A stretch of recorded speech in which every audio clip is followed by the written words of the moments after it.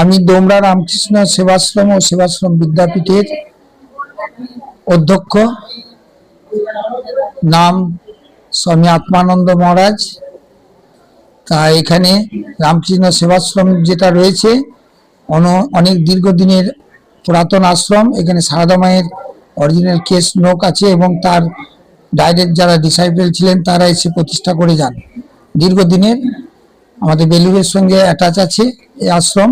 পরবর্তীকালে আমরা মনস্থির করেছি বেলুড় মঠকে এই আশ্রম সরাসরিভাবে হ্যান্ড ওভার করে দেবো, তারা সরাসরি এই আশ্রম বা স্কুল পরিচালনা করবে। তাই এই স্কুলটা করার উদ্দেশ্য আমাদের একটাই। এই এরিয়া হচ্ছে জঙ্গলমহল এরিয়া, অধিকাংশ আমাদের গরিব বা মধ্যবিত্ত মানুষের বাস। এই এলাকায় কোনো ভালো স্কুল নেই, দুর্গাপুর মানুষ ছুটছে যাদের পয়সা আছে, কিন্তু অধিকাংশ গরিব মানুষ বা মধ্যবিত্তরা পারে না। ওই উদ্দেশ্য যে স্কুলটা যাতে ঠিকভাবে চলে, আদর্শ স্কুল হয় এবং ছেলেমেয়েরা এখান থেকে আদর্শভাবে মানুষ হয়ে মাতা পিতা দশের দেশে তথা বিশ্বে কাজে লাগে, সেই উদ্দেশ্যে এই স্কুল করা হয়। নাম দেওয়া হয় শ্রীরামকৃষ্ণ সেবাশ্রম বিদ্যাপীঠ দোমরা। তাই এই স্কুলটা আমাদের স্থাপিত হয় 2005 সালে। বর্তমানে 20 বছর পার হয়ে গেল। তাই এখন লোয়ার নার্সারি থেকে এখন বর্তমানে ক্লাস 10 পর্যন্ত চলছে স্কুলটা। বর্তমানে স্টুডেন্ট সংখ্যা 1400, টিচার সংখ্যা 50 এবং নন টিচিং বা আদার স্টাফ 10। টোটাল আমাদের 60 জন স্টাফ আছে এই স্কুলে বর্তমানে। আর স্কুলটার উদ্দেশ্য একটাই যে এটা কমার্শিয়াল হবে না, এটা হচ্ছে মানুষ যাতে তৈরি হয়, ছেলেমেয়েরা মানুষে যাতে লেখাপড়া শিখে সবারই কাজে লাগে, সেই উদ্দেশ্যে আমরা পঠন পাঠন শুরু করেছি। সরকারি এখন আমরা অ্যাপিলেটেড, আমাদের ইন্ডেক্স নাম্বার হচ্ছে 85123। সরকার থেকে কিছু কিছু ফেসিলিটি পায়, কিছু কিছু পাচ্ছি না, পাবো। এবং বর্তমানে যে 10 চলছে এটা আমরা 11-12 ওপেনিং করব, বিশেষ করে সায়েন্স এবং আর্টসটা। এটা নিয়েও আমাদের শিক্ষা মহলে কাগজপত্র লেনদেন হচ্ছে। আর এই স্কুলে যারা স্টুডেন্ট ভর্তি হচ্ছে তাদের পড়াশোনার মান আশা করি ভালো হচ্ছে, আরো যাতে উত্তরোত্তর বৃদ্ধি পায়, শ্রীবৃদ্ধি পায়। তাদের ডিসিপ্লিনটা মেন। তারা বাড়ি থেকে আসছে, এখানে যে ঠাকুর মা স্বামীজি রামকৃষ্ণ সারদা মা এবং স্বামী বিবেকানন্দের ভাবাদর্শে ছেলে মেয়েদের আগে ডিসিপ্লিনটা ঠিক করা, তারা নৈতিক পরায়ণ হবে, কর্তব্য পরায়ণ হবে।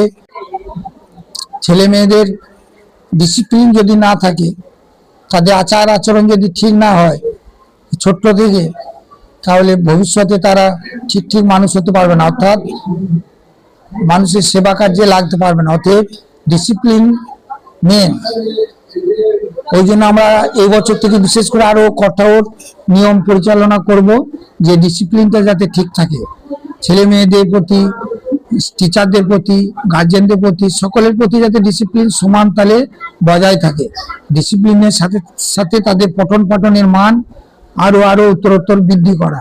এখানে পঠন পাঠনের মান বলতে সরকারি বই আমাদের পড়ানো হয়, তার সাথে সাথে যেগুলো আমাদের রামকৃষ্ণ মন মিশনের বই রয়েছে নরেন্দ্রপুর পুরুলিয়া, সেই সমস্ত রেফারেন্স বুক পড়ানো হয়। বিশেষ করে ইংরাজি, অঙ্ক, কম্পিউটার, এইগুলোর উপর আমাদের জোর দেওয়া হয় যাতে আরো আরো ছেলেমেয়েরা ভালো করে শিখতে পারে।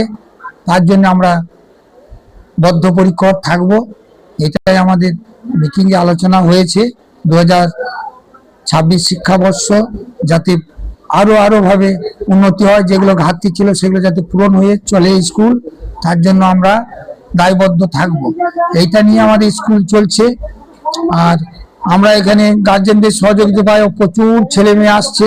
ছেলে মেয়ে তো আমরা এখন নিতে পারছি না, 1400 এখন বর্তমানে রোল স্ট্রেন্থ ক্লাস 10 পর্যন্ত। প্রত্যেক ক্লাসে 3টে করে সেকশন আছে, 2-1টা ক্লাসে 4টা সেকশন হয়ে গেছে। তা পড়াশোনার মানটা যাতে গতানুগতিক না হয়, ঠিক ঠিক শিক্ষা পায়, বিশেষ করে অঙ্ক, ইংরাজি। এই বর্তমান সাইবার যুগ, ছেলেরা যাতে বাইরে কম্পিটিশনের বাজারে লাগতে পারে। কারণ আমাদের ইংলিশ মিডিয়াম স্কুল এটা ঠিক নয়, আবার বেঙ্গলি মিডিয়াম ঠিক নয়, মানে মধ্যম পন্থাতে চলে। আমাদের ইংলিশ মিডিয়ামের ধাঁচাতেই ইংলিশটা করানো হয়, ম্যাথটা করানো হয়। কারণ সম্পূর্ণ যদি ইংলিশ মিডিয়াম করি অনেক ছেলে মেয়ে নিতে পারবে না, কারণ মা বাবারা অনেকে হয়তো ঠিক ঠিক শিক্ষিতা নন। অতএব আমরা ওইটা কম্পেয়ার করে, অর্থাৎ বাংলা ইংলিশটাকে কম্পেয়ার করে দুটোকে এক করে আমরা স্কুলটাকে পরিচালনা করছি, বা আরো সুষ্ঠু সুন্দরভাবে পরিচালনা করব, এইটাই আমাদের উদ্দেশ্য। আর এই স্কুল থেকে মাধ্যমিক আমাদের প্রত্যেক বছর ফল খুব ভালো করে। এই বছর 2025 শিক্ষাবর্ষে কাকসা ব্লকে প্রথম হয়েছে র্যাঙ্কে, এবং ছেলে মেয়েদের যাতে আরো পড়াশোনা মান আরো উন্নত হয়, মাধ্যমিকে যাতে রেজাল্ট আরো ভালো হয়, তার জন্য আমরা আরো চেষ্টা করছি। আর মাধ্যমিক পরীক্ষায় যারা স্টার পায় তাদের আমরা 1000 টাকা করে সম্বোধনা অনুষ্ঠানে একটা গিফট দেওয়া হয়, এবং মেয়েদের গার্লস যারা 75% মার্কস পায় তাদের 1000 টাকা করে দেওয়া হয়, চলছে। আর ফ্রি কোচিং করারও ইচ্ছা আছে স্কুলের ছেলে মেয়ে যারা গরিব রয়েছে তাদের ফ্রি কোচিং দেওয়া এটা ব্যবস্থা করব। তার সাথে সাথে যে অন্যান্য ভোকেশনাল ট্রেনিং, বিশেষ করে কম্পিউটার বর্তমান যুগে অবশ্যই জানতে হবে, অতএব কম্পিউটারটার উপর আমরা জোর দেব। এবং আমাদের একটা বিশেষত্ব, আমাদের ক্লাস 9-10-এ ল্যাবরেটরিতে ছেলে মেয়েদের ল্যাবে কাজ করানো হয়, প্র্যাকটিক্যালি কাজ। কারণ বিশেষ করে সায়েন্স বিভাগটা থিওরি সাথে সাথে প্র্যাকটিক্যালটা খুবই প্রয়োজন। আর এর সাথে আমাদের খেলাধুলা, খেলাধুলা শিক্ষার একটা বিরাট অঙ্গ। আমাদের খেলাধুলার দুটো প্রশিক্ষণ প্রাপ্ত শিক্ষক আছেন, বিপিএড, তারা নানান ধরনের জিমন্যাস্টিক বা অন্যান্য খেলাধুলা করাচ্ছেন।